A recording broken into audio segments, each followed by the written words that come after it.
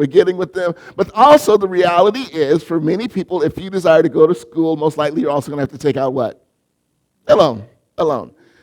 And so part of that is there is something that's connected to your name.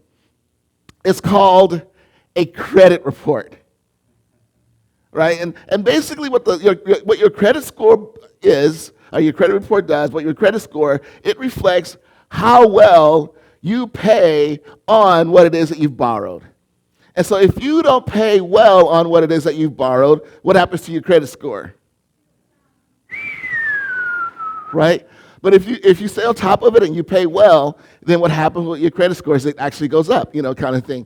So it's very interesting that we live in a society that is that way. And did you know, and this is all debt, this is not just credit card debt, this is all debt. Did you know that the average American is $460 in debt? The average American, $90,460 in debt. Again, to which we say, that is obviously not California. Right? Because some of us are far more than that. But one of the things I thought was really interesting is in this, they did a breakdown of how much debt each generation has. So I'm going to share with you. So based on your generation, here we go. So if you're a Gen Z that is 18 to 23 years old, the average debt is $9,593, which is really mom and dad, right? You kind of owe them that much. Millennials, ages 24 to 39, the average debt is $78,396. Gen Xers, my peeps, 40 to 55, the average debt is $135,841. For baby boomers, ages 56 to 74, it is $96,984. And for the silent generation, that's age 75 and above, it is $40,925. So I'm sure that you're looking at that going, wow, that's interesting. Now, here's the other thing that they did I thought was really, they broke down the different types of debt, and they also talked about which generation has the most debt in that area. So here we go. Credit cards. Which generation do you think has the highest in credit cards? Which generation? Gen X. Average is $8,215, which again, cannot be California. All right, the auto loans, what about that one? Also, Gen X. So our average is $21,570. Mortgage loans, also Gen X, $238,344. The closest are the millennials, which is $22,500. Personal loans, not Gen X. It is baby boomers, $19,253 compared to the lowest, which is Gen Z at $4,526. Student loans, Gen X at $39,981. HELOC, home equity lines of credit, average highest for Gen X, that's right, $49,221. So Gen Xers, we broke. That's the one conclusion you can make from that. We are flat out broke. Now here's the reality when it comes to debt. When it comes to debt, the thing that we find ourselves wrestling with is just the worry that comes from being in debt, the stress that comes from being in debt, the anxiety that comes from being in debt. Then not only that, there is the wrestle with how it affects us physiologically, because we have worry, stress, sometimes we have heart issues, high blood pressure, all of those things are connected with the stress of finances. Then there's also lower credit scores. All of those things are the result of debt. All those things are a result of debt. Now you may be saying, well, Ken, I thought you were going to talk about forgiveness. We'll get there. But before I get there, again, we started this brand new series, Who is Jesus? And we said this last week. Remember this, that we asked this question, and you can see it's right on the screen. Do you know about Jesus, or do you know Jesus? Because those are two very different things, right? Knowing about Jesus and knowing Jesus. And I'm hoping that as a result of this series, that it will motivate us to move beyond knowing about Jesus, but move us to a point that we really desire to get to know him that much more. And as we do that, it's interesting because when we come to this place of forgiveness, one of the things I found very interesting is Jesus many times used financial terms that connected with forgiveness. Prime example, how many of you have prayed the Lord's Prayer? How many of you prayed the Lord's Prayer, right? And so in Matthew chapter 6, verse 12, it says, "And forgive us our sins as we forgive those who sin against us." Now, you might not be able to see the financial terms there. So here's another version, the New International Version. And it says in Matthew chapter 6, verse 12, it puts it this way. "And forgive us as we forgive our." So that when you look at it that way, that is the financial statement, correct? Forgive our debts as we. So forgive us for what we owe as we forgive those who owe us. So forgive us what we owe as we forgive those who owe us. And so many times we've never thought about the idea of forgiveness within the connection of finances. But when you begin to understand this, it really can be a game changer for us. So let me ask you this question. How many of you have credit card bills? Credit card bills. Right? So here's the deal. Have you ever had a month where you open your credit card bill and you're like shocked? You are shocked. Right? You might have thrown out a few cuss words because you were so shocked at how, and then you look at it and you think, there is no way that I spent that much this month. No way. So then you say, somebody had to have stolen my credit card, falsified, used my ID. So you start going through it line by line. Yeah, that's me. Oh, that's me. That's me. Oh, that's not me. That's not me. Oh, wait, that was me. I went to the mall that day.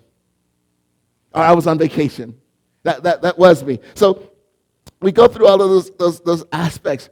There's a very interesting Greek term for that word debt, for that word sin. It's ophelema. And it could mean a word that talks about what it is that someone owes. It could be used for sin. It could also be used for debt as a result of it. And see, here's the thing about debt that is really interesting is for many of us, when we realize we were in debt, usually it's a harsh awakening. Like, I had no idea how much debt I was in. None. And so it's kind of like a shock to us. And so when we begin to look at it in that way, it kind of makes sense as we talk about this aspect of forgiveness. The book that I use for looking into Greek and things like that, it says something really interesting about just Greco-Roman culture. And so you can see this right on the screen as well in regards to debt. It says, in Greco-Roman culture, or in the Greco-Roman world, debt was a common aspect of daily life. Sounds like America, doesn't it? Often leading to servitude, imprisonment if unpaid. So if I owe you money and I can't pay you back, then I come work in your house. Servitude. Or if I owe you so much money that I could never pay back, you put me in jail. Imprisonment. Which means that if I'm in jail, I will never be able to work it off, right? I am stuck there. I am not earning anything to help me to be able to pay it back.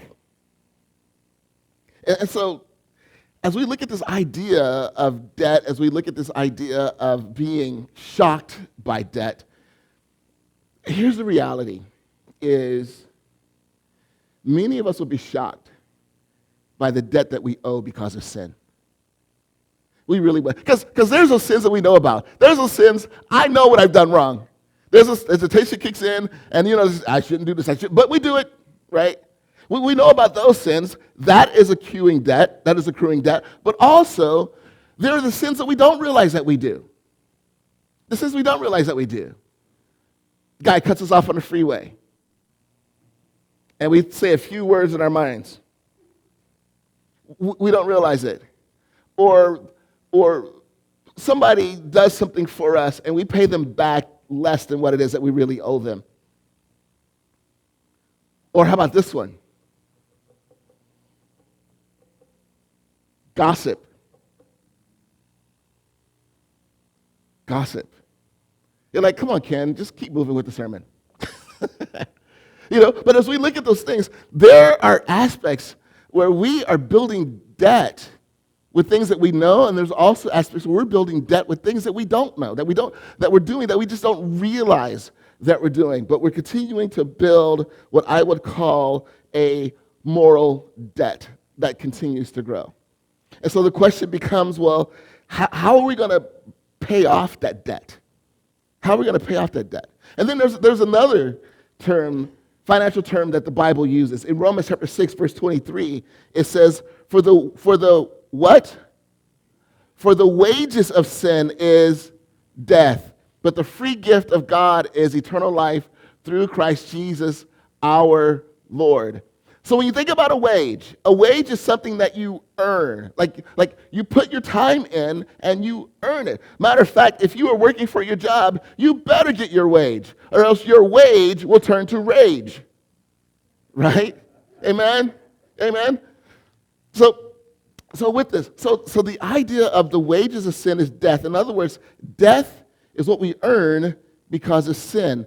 And logically, it really does make sense. Like, for example, if I shoplift from a store, the wage that I earn is being arrested.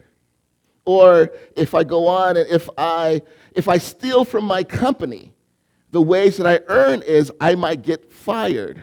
I mean, we could go through the list, and we've all been there when something happens and we see a consequence and we go, yeah, I deserve that. I deserve that for what I did. So that's the idea. So the wages. So again, here we're coming back to this financial term. So the wages, what we earn because of sin is death.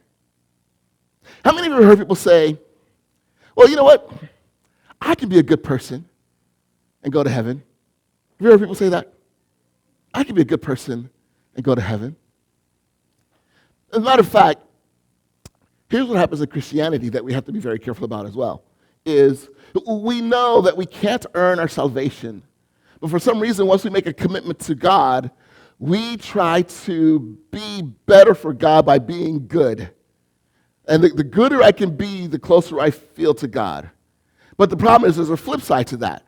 That means the better that I be, and I know that's terrible English, but you know what I'm saying.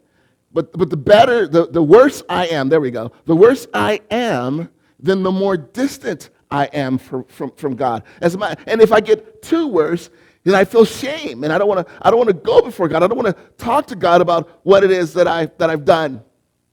I don't want to talk to God about what it is that I've done, because there's a realization that we make, and here's the other issue. If I say that I can be a good person, I can be good. I can be good. Good. Well, it says this in Ephesians chapter 2, verses 8 and 9. It says, God saved us by his grace when you believed, and you can't take credit for this. It is a gift from God. Verse 9, it goes on and it says, salvation is not a reward for the good things we have done, so none of us can boast about it. So here's the problem. If I say that I can be a good person, if I can be good, if I can just be good, then I can earn my way to heaven. If I can be good, I can make God love me more. Here's the problem with trying to be good. Let's say I borrow $1,000 from you. I borrow $1,000. And with the job that I have, I work as hard as I can to try to pay you back. But the most I can come up with is 60. Or the most I can come up with is 20. It's 20. So then I borrow another $1,000 from you. I work really, really hard to pay you back, but the most I can come up with is another 20. So then I borrow another $1,000 from you. And you might be saying, no, you ain't. You borrowed nothing else. But let's say I borrow another $1,000 from you, and the most I can come, as hard as, and you know it's not me blowing you off, it's not me not working hard. You know that I am working as hard as I can, which causes you to be a little bit more patient with me, a little bit more kind with me, because you know that I'm trying really hard to get back the money that I owe you. But I have still borrowed a total of $3,000 from you, and the most I paid back is $60. That means I still owe you $2,940, right? That is right, right? Okay, I just want to make sure. So, because I didn't do the homeschooling for my kids, and that's the reason why. But I still owe you that. And the problem is, every time I borrow the 1,000 and pay back 20, what happens to me is I get more and more in debt. See, that's the problem with trying to be good. Is remember, because here's the thing that we don't realize, is every time I sin, knowingly or unknowingly, basically what I'm doing is I'm swiping my credit card. I just showed my age, right? I'm plugging my credit card into that little machine. Right? Okay, I showed my age again. I'm taking my credit card and I'm tapping the machine.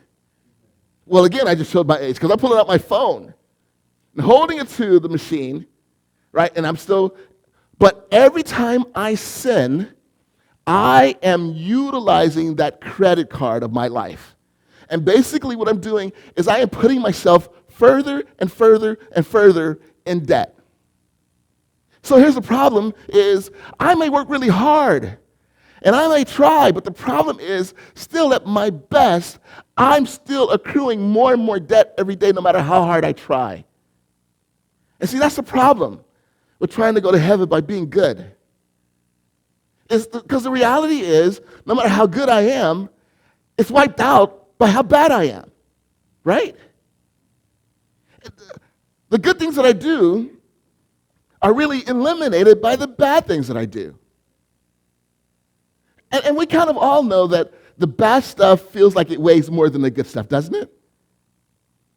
Because you could do really everything great for the rest of your life. You'll see the person that you haven't seen in years, and the first thing they say is something wrong you did when you were 2. Right? They remind you. I went back to Kentucky. Kenny, I remember when you was sitting in the back seat. I used to love windshield wipers as a kid. So when the windshield wipers were going, I would do this in the back seat. And so people and for me, I was like, okay, I'm over 50 now. You can let that memory go, kind of thing.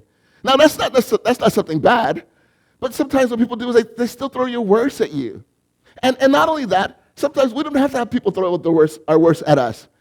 We are our own critic, and we throw our worst at ourselves.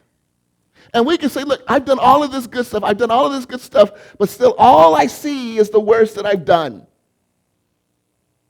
So even in being good, I'm still not making it up to myself, let alone making it up to God and who He is. And so every day, I go further and further in debt, which should lead us to this conclusion. We can see this right on the screen. I can never pay back my sin debt. No matter how good I am, no matter how financially savvy I might be, no matter how much I borrow from Peter to pay Paul, no matter how much, I still go further and further in the hole every day. Further in the hole every day. In John chapter 19, beginning of verse 29, it says, a jar of sour wine was sitting there. So they soaked the sponge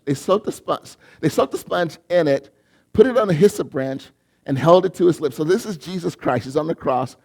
And so sometimes what they would do is they would have this concoction there that kind of helps with medicinal purposes. And so they would give it to the guys on the cross to help alleviate some of their pain. So they tried to give that to Jesus. It says, when Jesus had tasted it, he said, it is finished. Then he bowed his head and gave up his spirit. Now, the Greek word that is used there for finished, it has 2 implications. One is complete. Like it's when someone is given a task or purpose and they complete their task, they are finished. Another is a financial term. And the financial term means it is paid in full. It is paid in full. So imagine you're hanging out at your house, watching Netflix, and all of a sudden there's a knock at the door. So you walk over to the door, and you look out the door, and you can't believe who's, and they knock again, or ring, dun, dun, dun, right, the ringtone. And so you open the door, and there stands Bill Gates. And Bill Gates walks into your house and has a conversation with you, and you kind of talk back and forth.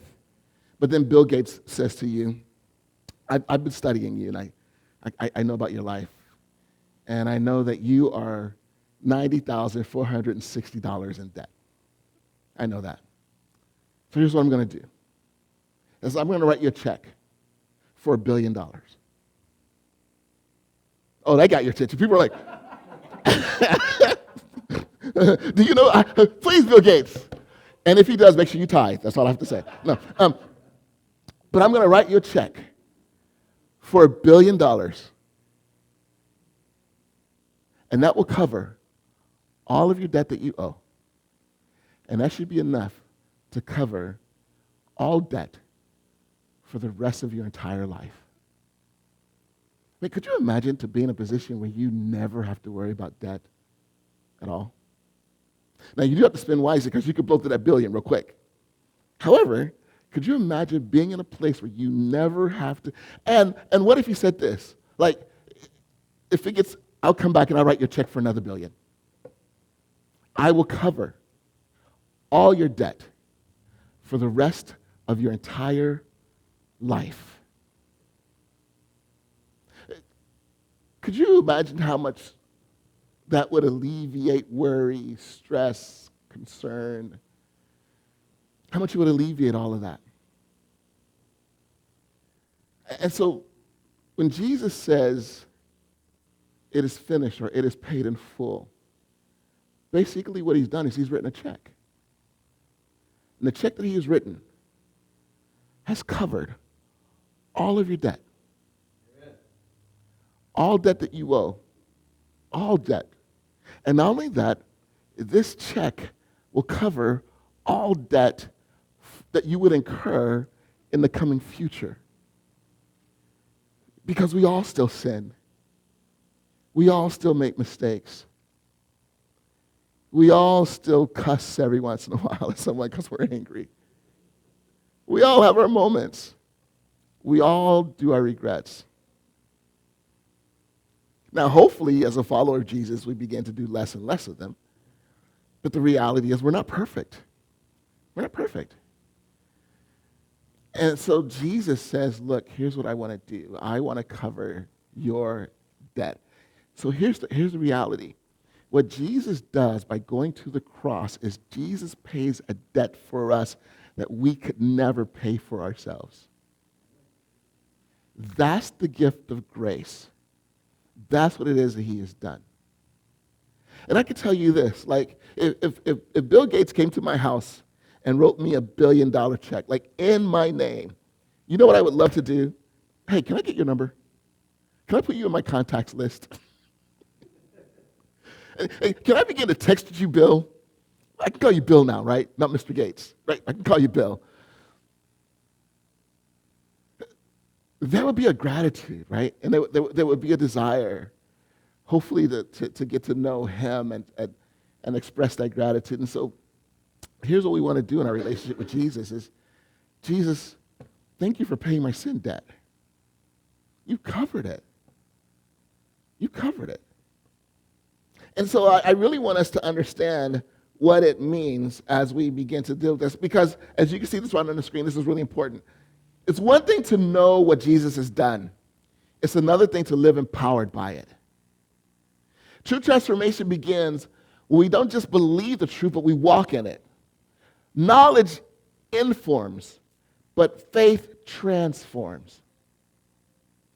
And that's the thing that we want to do, is we want to get to a point where we have a transformative life because of the faith that we have in Jesus, because of the trust that we have in him. So that we begin to recognize, like, God, Jesus, this is what you've done. And so we are so appreciative of you and who you are. And so as we begin to understand this, I really want us to understand the kind of forgiveness that Jesus offers us. And these two examples are stories that many of us are familiar with, where there's this woman that is brought before Jesus, and this woman has been caught in adultery. It's not like, she may have committed adultery, or there's a possibility. She is caught, and most likely she's caught because she was set up. Because that would be the only way to make sense how you are actually caught in the act. But she was caught in adultery. And though she's brought before Jesus, brought before Jesus. And at the end of the conversation, Jesus says this to her. In John chapter 8, verses 10 and 11, then Jesus stood up again and said to the woman, where are your accusers? Where are your accusers? Didn't even one of them condemn you? No, Lord, she said. And Jesus said, neither do I. Go and sin no more. Neither do I. Go and sin no more. And so as I look at this, it's important for us to begin to understand that this is what Jesus offers to us, is this kind of forgiveness. Because of the actions that we've done, we deserve to be condemned. And if not by others, again, like I said before, many of us, we have become professionals at condemning ourselves.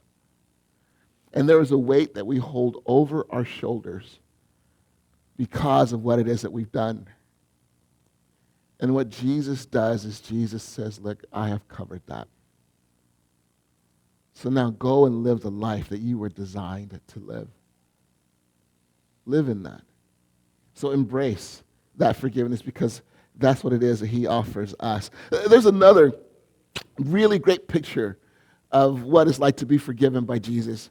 And since we're in Easter, let's go to an Easter example. There's this guy many of you are familiar with. His name is Peter. And on the night that Jesus is arrested, you got to remember what Peter did is he what?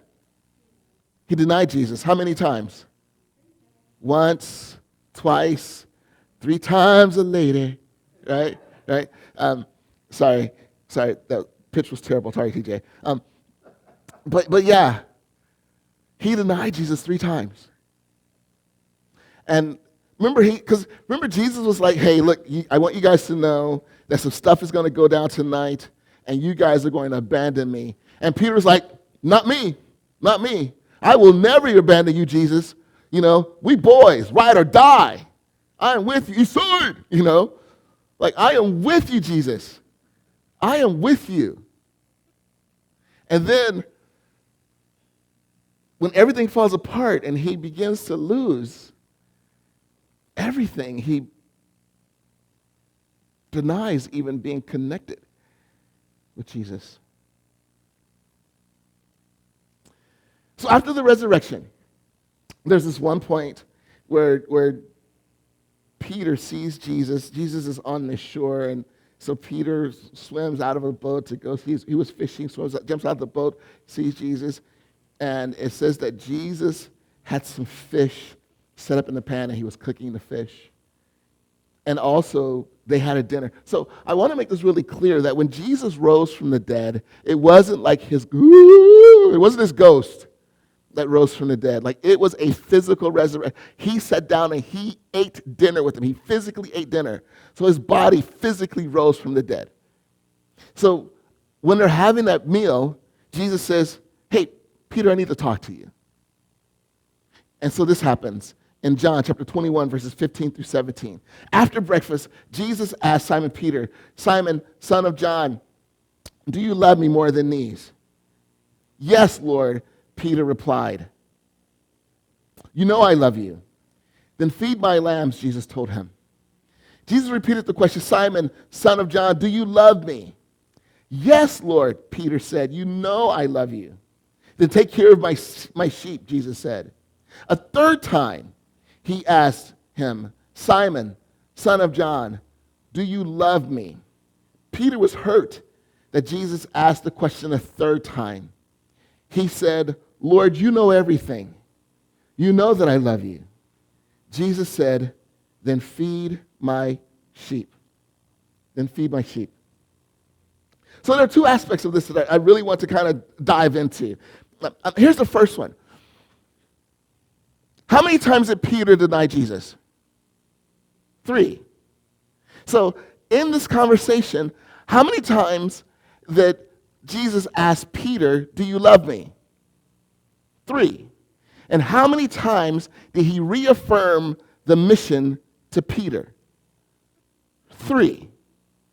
So literally, by this action, what Jesus communicates is my restoration is greater than your sin. It's greater than your sin.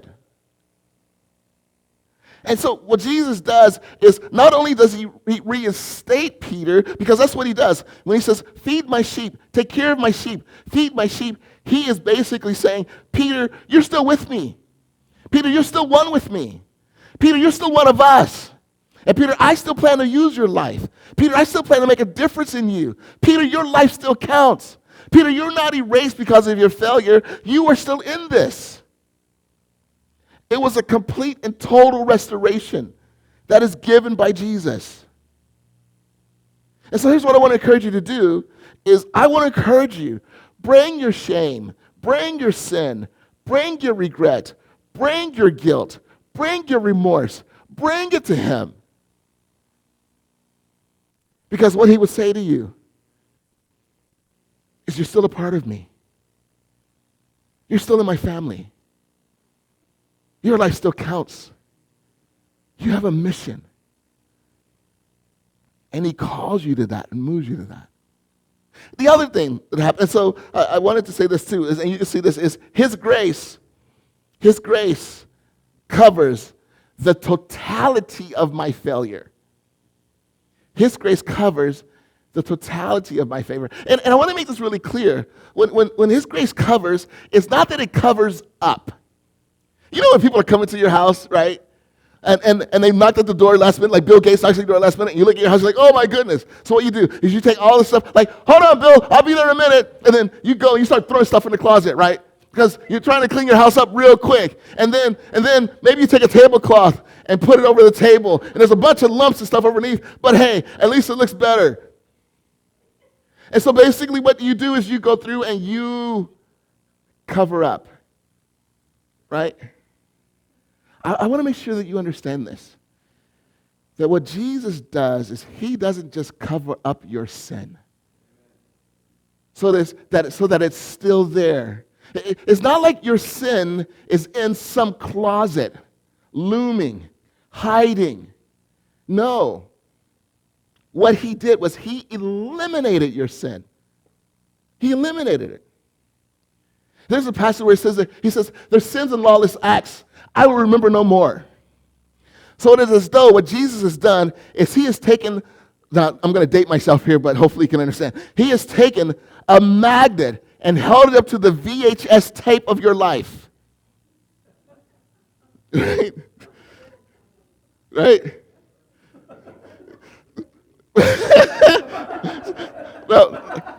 Now let me explain this for those of you that are younger in this crowd. Back in the day, there used to be a place called Blockbuster. You guys remember Blockbuster, right? And so they used to have these things called videotapes. And so what you could do is you could take these tapes and you would take them home, and there would be this device called a VCR, video cassette recorder. And you would take those videotapes and you would put it in the VCR and you watch the movie, and then you'd have to rewind it. And then you take that back and you turn that in. Be kind, rewind, right? So with the VHS, if you took a magnet to a VHS tape, then it would erase everything that's on the tape. It would erase everything that's on the tape. So lesson learned, don't put a VHS tape too close to a speaker. Yeah, that was a thing that I learned. But here's the thing. It is erased. And so what Jesus has done is he has erased your sin. He has erased it. So when you live in your guilt and you blame yourself and you put yourself down, the only one who recognizes your guilt is you. Because in his eyes, it's gone. It's gone. So that's why he wants us to not just know about him, but to know him. Because to know him is to know his heart. See, if I know about him, then what happens is when I blow it and I make mistakes, that I have this shame mentality. I can't go to him. I can't talk to him. I've messed up too much. Or if we do go back to him, it's, Jesus, I'm not worthy of you. Right? We come with our shame and our guilt. But when I know him, now I still be convicted, like, hey, what I did was wrong. I should have done it. But I come before him because I know what? The cross has covered my debt. So I go before him. And I say, Jesus, I'm still struggling. And he goes, I know. But I've covered it. And that should be the motivator for us to continue to press forward as our life becomes closer to the reality that God has already declared. So, his grace covers the totality of my failure. Here's the other thing that happens in that passage. Peter, do you love me? Yes, Lord, I love you. There's two Greek words that are being used there. The first was, Peter, do you agape me? In other words, do you love me unconditionally? Now realize Peter's just failed miserably. And so Peter realized, I don't love you unconditionally. I failed so much. So Peter responds, I love you as a brother. I love you as a brother. Because he just realized, I'm just not there yet. So then Jesus began, Peter, do you love me unconditionally? Peter's like, I love you as a brother. And then the third time Jesus says, Peter, do you love me as a brother? And Peter says, yes, Lord, I do.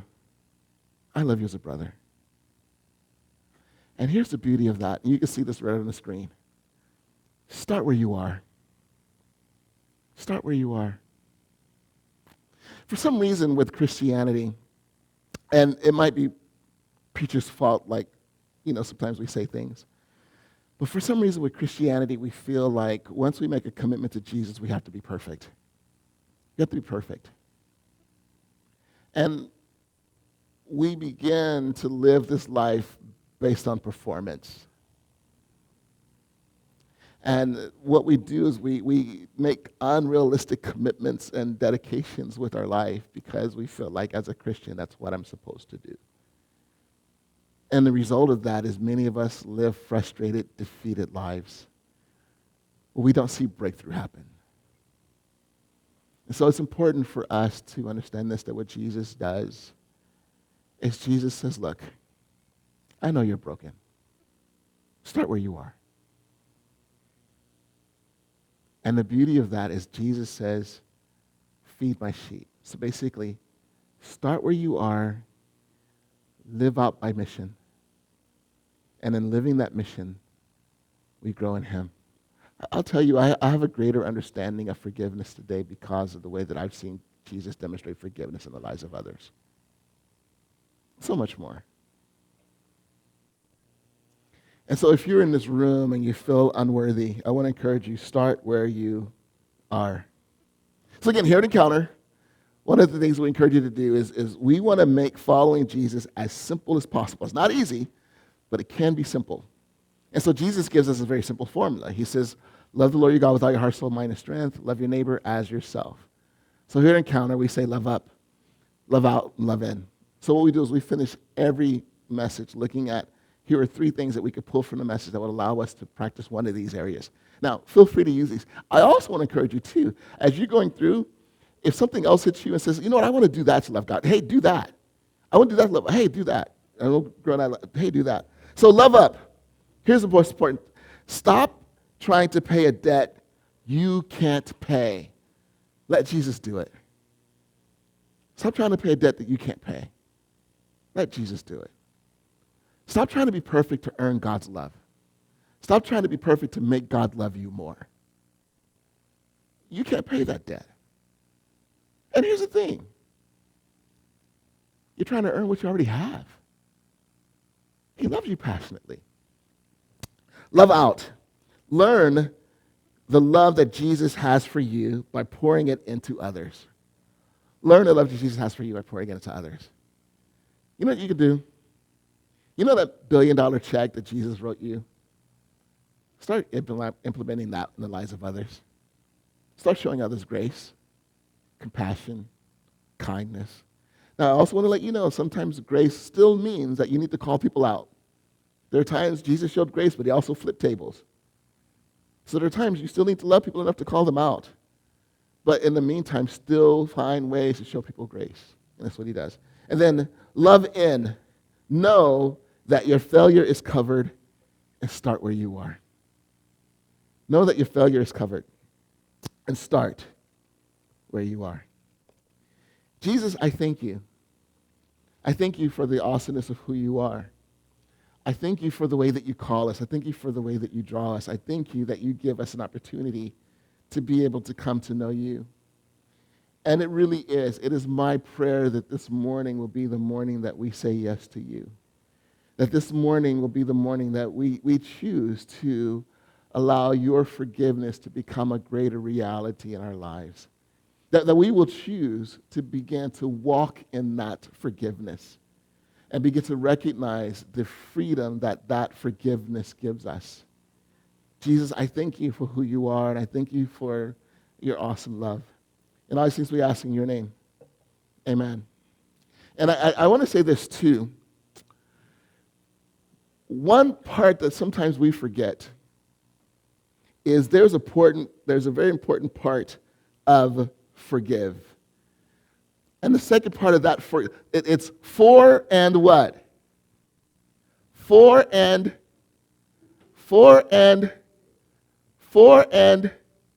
give.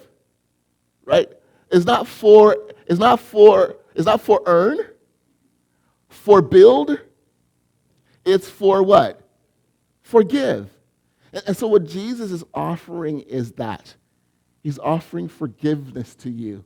And that's why the Bible continues to say it is a gift. It is a gift.